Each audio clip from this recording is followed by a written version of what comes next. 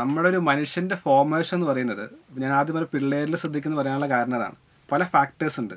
ഇപ്പോൾ ഒരു particular part, ഒരു 40% മനുഷ്യൻ്റെ ഹാബിറ്റുകൾ ഉണ്ടാകുന്നത് വീടുകളിൽ നിന്നാണെന്ന് പറയും. ഒന്ന് ഫാമിലി, കുടുംബാന്തരീക്ഷം. പിന്നെ സ്കൂളുകളിൽ നിന്നൊരു 20-30% ഉണ്ടാകുന്നു. പിന്നീട് കൂട്ടുകാരിൽ നിന്ന്, സൊസൈറ്റിയിൽ നിന്നുണ്ടാകുന്നു.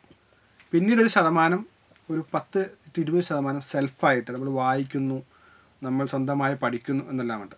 അതുകൊണ്ട് ഈ ഫാമിലി പാർട്ട് വളരെ പ്രധാനപ്പെട്ട റോൾ തന്നെയാണ്.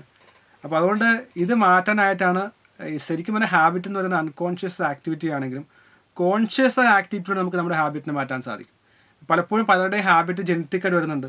ഇപ്പോൾ ദേഷ്യം ഉണ്ടാകുന്ന കുടുംബക്കാർ ദേഷ്യമുള്ള ആൾക്കാരുണ്ടാവും, മാനസിക പ്രശ്നമുള്ള ആൾക്കാർ മാനസിക പ്രശ്നങ്ങൾ ഉണ്ടാകാറുണ്ട്.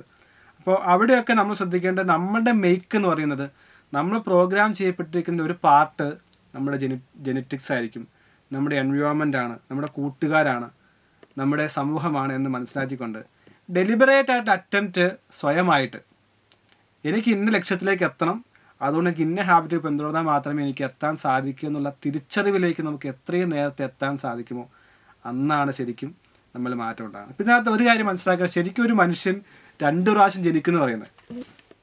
മാൻ for people born in 2 times. First the really അവിടെ biological birth date of birth ആണ്. രണ്ടാമത്തെ പറയുന്നത് the day we realise why we are in this world. എൻ്റെ പർപ്പസ് തിരിച്ചറിയുകയാണ്, ഞാൻ ഈ ലോകത്തിൽ ജീവിക്കേണ്ടതിൻ്റെ കാരണം ഇതാണല്ലോ എന്നുള്ളത്. അപ്പോൾ എൻ്റെ ജീവിതാനുഭവം പറഞ്ഞാൽ ഞാൻ 7ാം ക്ലാസ് വരെ എനിക്ക് 0 മാർക്കായിരുന്നു. ഏറ്റവും കുറഞ്ഞത് 0, ഏറ്റവും കൂടിയ 2 മാർക്ക്. കോപ്പി അടിക്കുക, പിള്ളേരെ ഉപദ്രവിക്കുക, സാറന്മാരെ ചീത്ത വിളിക്കുക, ഇതൊക്കെ ശീലമായിരുന്നു.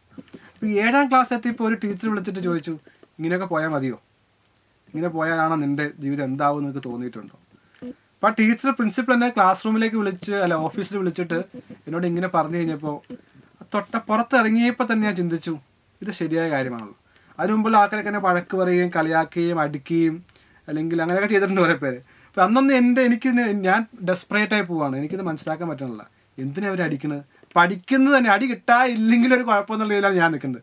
ആരെങ്കിലും ഉപദ്രവിച്ചില്ലെങ്കിൽ കുഴപ്പമെന്നാണ് ഞാൻ ചിന്തിക്കുന്നത്. ആരെങ്കിലും എന്നെ ചീത്ത വിളിച്ചില്ലെങ്കിൽ എന്തോ കുഴപ്പമെന്ന രീതിയിൽ എൻ്റെ ഹാബിറ്റ് അങ്ങനെയായിപ്പോയി. അപ്പോൾ ഈ ടീച്ചർ ഇത് പറഞ്ഞ സമയം ഞാൻ ചിന്തിച്ചു, എൻ്റെ പർപ്പസ് എന്തെങ്കിലും വ്യത്യാസമാണെന്നല്ലോ. ആ സെയിം ഡേ എൻ്റെ ജീവിതത്തെ 2ആയിട്ട്, the day realise why am in this world, I should find a purpose, ikigai എന്താണെന്ന് കണ്ടെത്തുകയും അങ്ങനെയാണ് ജീവിതത്തിൽ പുതിയ ഹാബിറ്റിൽ വന്ന് തീരുമാനിച്ചു. ഇപ്പോൾ 7ാം ക്ലാസ് മുതൽ എഴുന്നേൽക്കുന്ന 4 മണിക്ക് ആക്കുന്നു, വായിക്കുന്ന പുസ്തകങ്ങൾ, ഇടപെടുന്ന കൂട്ടുകാർ, ലക്ഷ്യം എന്താണ്, ഇതുമായി ബന്ധപ്പെട്ട് എൻ്റെ ഹാബിറ്റുകളെ സ്ട്രോങ് ആക്കാനും അന്ന് വ്യത്യാസപ്പെടുത്താൻ സാധിച്ചു. അപ്പം അന്ന് എനിക്ക് ശരിക്കും പറഞ്ഞാൽ ഒരു പർപ്പസ് ഉണ്ട്, പക്ഷെ എന്താ ചെയ്യേണ്ടതെന്ന് അറിയത്തില്ല. ഇപ്പോൾ വൈ ഉണ്ട്, എനിക്ക് മാറണം, എനിക്കൊരു നിലയിൽ എത്തണം എന്നുള്ള ചിന്ത വൈ ഉണ്ട്, പക്ഷെ വാട്ട് ഹൗ ഒന്നും അറിയത്തില്ല. പക്ഷെ ഞാൻ ഇന്നും വിശ്വസിക്കുന്നത്, ഇപ്പോൾ ഇൻ്റലിജൻസ് വെച്ച് നോക്കിക്കഴിഞ്ഞാൽ അതല്ലെങ്കിൽ എക്സ്പോഷർ വെച്ച് നോക്കിയാലൊക്കെ നമ്മൾ സാധാരണയായിട്ടുള്ള ആൾ തന്നെയാണ്. പക്ഷെ അന്നൊരു വലിയ പർപ്പസ് കിട്ടി. ആ പർപ്പസിലൂടെ ഒരു കീസ്റ്റോൺ ഹാബിറ്റ് കണ്ടെത്താനായിട്ട് ഞാൻ തീരുമാനിച്ചു. ആ കീസ്റ്റോൺ ഹാബിറ്റിലാണ് ഞാൻ ആഗ്രഹിക്കുന്ന ഡയറക്ഷനിലേക്ക് എന്നെ കൊണ്ടുപോകാനായിട്ട് സഹായിച്ചത്. അപ്പോൾ ഒരിക്കലും നമ്മൾ പലരും പ്രശ്നം എന്താണെന്ന് വെച്ച് കഴിഞ്ഞാൽ പല ആഗ്രഹങ്ങളുണ്ട്. അപ്പോൾ അവർ പെട്ടെന്ന് ചിന്തിക്കും, ഇത് എങ്ങനെ സാധിക്കും, ഈ ലക്ഷ്യം എനിക്ക് എത്താൻ സാധിക്കില്ലല്ലോ, ഹൗ, ഇതെങ്ങനെ സാധിക്കും, പിന്നെ വിചാരിക്കും വാട്ട്, എന്താണെന്ന് ആലോചിക്കും, പിന്നെ വേറെ ഹൗ ഇതൊക്കെ ചിന്തിച്ചുകൊണ്ടിരിക്കും. പക്ഷെ ഒറ്റ ചോദ്യത്തിന് ഉത്തരം പറയാൻ സാധിക്കുമോ? എന്തിനാണ്? നിങ്ങൾക്ക് പൈസ ഉണ്ടാക്കണം ആഗ്രഹം, നിങ്ങൾക്ക് IAS കിട്ടണമെന്ന് ആഗ്രഹം, രാഷ്ട്രീയക്കാരനാകുന്ന ആഗ്രഹം, സമാധാനം വേണമെന്ന് ആഗ്രഹം, എന്തിനാണ്?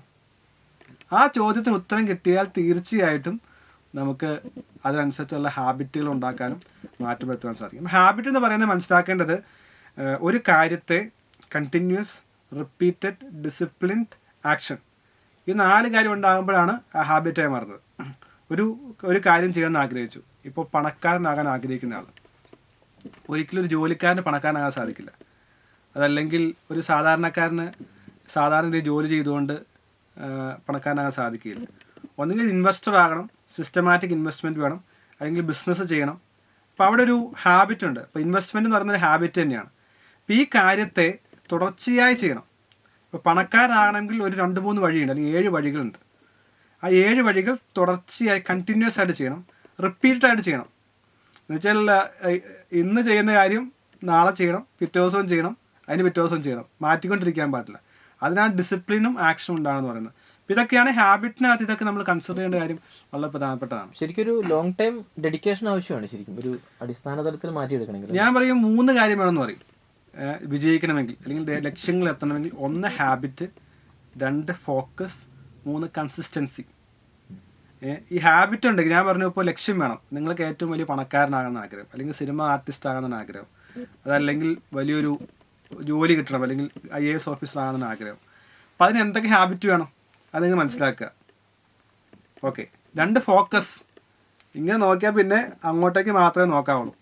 Habit is the biggest currency, അല്ലെങ്കിൽ മോസ്റ്റ് വാല്യബിൾ അസറ്റ് എന്നൊക്കെ പറയും. അങ്ങോട്ട് തന്നെ നോക്കുക. 3ാമത്തെ കാര്യമാണ് ഈ ഹാബിറ്റ് കൺസിസ്റ്റൻ്റായി ഫോളോ ചെയ്യുക. അത് അങ്ങനെ ഫോളോ ചെയ്താൽ ഐഡിയലി പറയുന്നത് 21 ദിവസം മുതൽ 66 ദിവസം വരെ ഒരു കാര്യം ചെയ്താൽ അത് നമ്മുടെ ജീവിതത്തിൻ്റെ ഭാഗമാകുമെന്ന് പറയുന്നത്. ഇപ്പോൾ നിങ്ങൾ രാവിലെ എഴുന്നേൽക്കുന്നു, പല്ല് തേക്കുന്നു, അല്ലെങ്കിൽ നിങ്ങൾ ഭക്ഷണം കഴിക്കുന്നു, അല്ലെങ്കിൽ മുഖം കഴുകുന്നു, കുളിക്കുന്നു. ഇതാരെങ്കിലും പ്രത്യേകിച്ച് പുഷ് ചെയ്യേണ്ട ആവശ്യമുണ്ടോ? അത് നമ്മുടെ ഹാബിറ്റ്. അതുകൊണ്ട് ഹാബിറ്റ് എന്ന് പറയുന്ന ഒരു കോൺഷ്യസ് ആക്റ്റീവ്, അൺകോൺഷ്യസ് ആയിട്ട് തന്നെ നമ്മൾ ചെയ്യുന്ന കാര്യമാണ്. ഇപ്പോൾ തിങ്ക് ആൻഡ് ഗ്രോ റിച്ച് എന്ന പുസ്തകമുണ്ട് നെപ്പോളിയൻ ഹില്ലിൻ്റെ. ആ പുസ്തകത്തെ അത് വായിക്കുമ്പോൾ പറയാൻ സാധിക്കും, ഒരു ആളുടെ ബ്രെയിൻ ഡെത്തായ ഒരാൾ, ബ്രെയിൻ ഡെത്ത് എന്ന് വെച്ചാൽ അയാളുടെ മറവി എന്നെല്ലാം മറന്നുപോയി. പക്ഷെ ചെറുപ്പം മുതൽ ചെയ്ത കാര്യം അദ്ദേഹം ഇപ്പോഴും ചെയ്തുകൊണ്ടിരിക്കുക.